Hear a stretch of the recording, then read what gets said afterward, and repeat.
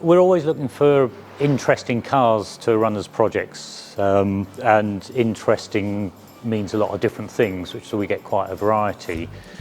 I quite like cars that have a bad reputation.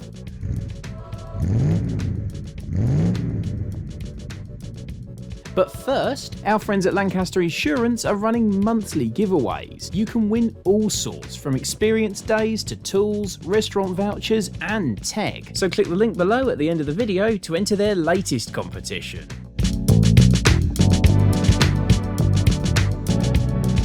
And I've always had a soft spot for things like the Marina. Always wanted one when I was a student. They were good student fodder at the time. You can pick one up for £100, £200, but never had one. You can't pick them up for that kind of money anymore because so many of them have been scrapped. There's very few left and people are realising that they're worth saving. So I saw this one for sale, thought it was a bit expensive, kept going back to it and talked myself into thinking it was probably a good buy and worth getting. I knew it would have some good content for the magazine, for the website. All of that is a given on this because it was no pristine car, but it was drivable. I went up to Manchester and bought it, drove it back, drove quite nicely. I'd had a talk to the seller before I got it, obviously, and it drove pretty much as he said. There were no nasty surprises that I found. So it's a good solid basis, but it's a little bit sad in places. It's not got an MOT, it's MOT exempt, so that's always a slight concern. It's nicer to have an MOT. The guy had said that he'd drive it anywhere, had no problem. No, obviously sellers often say that kind of thing, but having checked it over, I was happy it was sound. So it drove home fine. The engine pulls well, starts easy, idles no problem. There was a little bit of hesitation on a light throttle. It was quite uncomfortable driving down the motorway because it just kept going forward and back. So that's something we got to look into. And second gear synchromesh is absolutely gone. That's often the case. Not a major problem, and I don't know yet whether we'll be able to fix that or not. The bigger issues were bodywork, and again, that's just totally typical of cars of this age. Even ones that look quite sound, once you start digging underneath, you're going to find either previous repairs or hidden rust or filler, all sorts. And really on this, we found a lot already. You can see it's lost some of the paint in places. That's just where you've got to take the paint off to see what's underneath, because you can suspect, but until you strip back to the metal, you don't know for sure what you're dealing with. And the hope now is that we've assessed the bodywork fully. We know what it's going to need doing, and there aren't, well, not many more nasty surprises. But the crucial thing is that the structure is really solid. And again, that's something that people always say, and half the time it's a load of rubbish, but this one really does seem to be sound in its fundamentals. Every car has rust traps, every car has places where it will rust easily, and this has rusted in pretty much all of them, but not gone beyond that. From those smaller areas, it can really spread into the structure, and then you're just chasing it through the whole car. So fingers crossed, that's not where we are with this one. I was happy with the brakes. I knew the engine was basically sound. I've started looking at the carburettor for that light, that hesitation under light throttle. I found the choke cable was way too short, so that was stretched tight. I don't think that was causing that problem. Cleaned the dash pod out and found a dead fly in there in one of the breather holes, so that might be part of it. But until we get it back up and running, I can't really test that. The other thing was the steering. When I was driving it down, it just felt a little bit stiff in the centre, so you could put it slightly off centre and it wouldn't straighten up. And that's not much, but you really feel that when you're driving, because it's so natural just to have it self-centre that when it doesn't, it just feels a little bit off. So I've investigated that, had to clean all the front suspension off because it was caked in grease and mud. And all of that is fine. The track rod, I thought it might be a track rod end that seized, but they're good. The uprights are all good. And then we got to the steering rack, and as you push that across, you can feel it grating and graunching. So problem with the steering rack. I have found a reconditioned one, so I've just got that in today. We'll put that on and then I'm hoping that will cure that.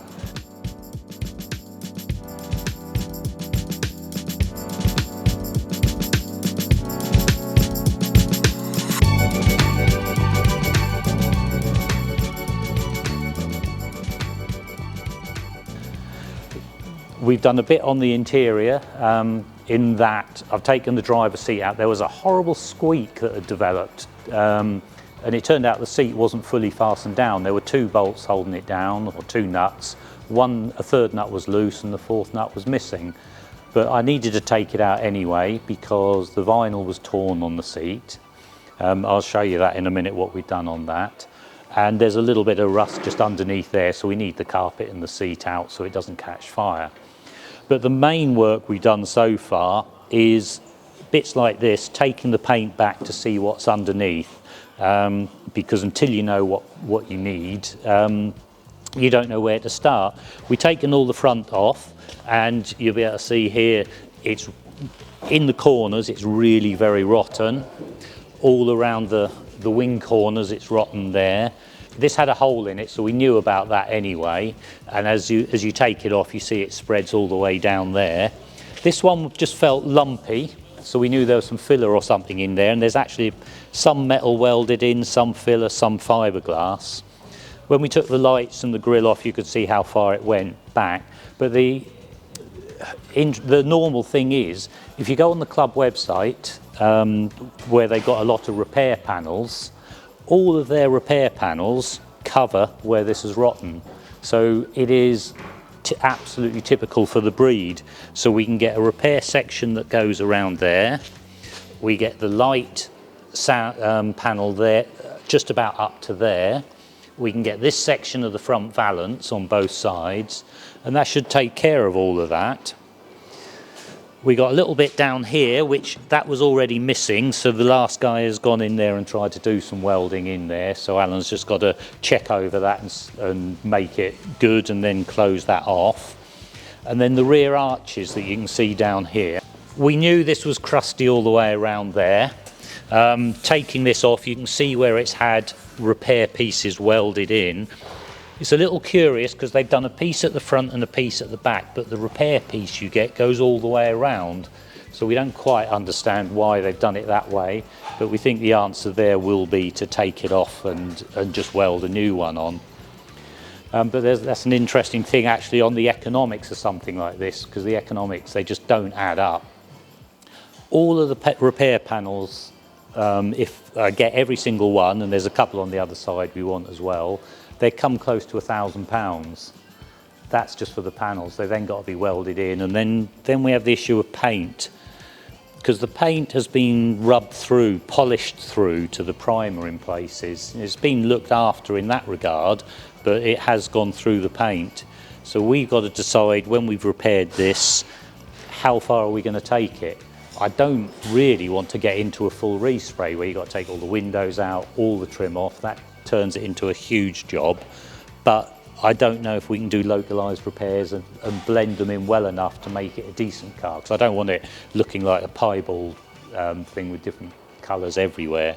So that's a problem though for further down the line. We want to get it structurally sound, get it all good in primer.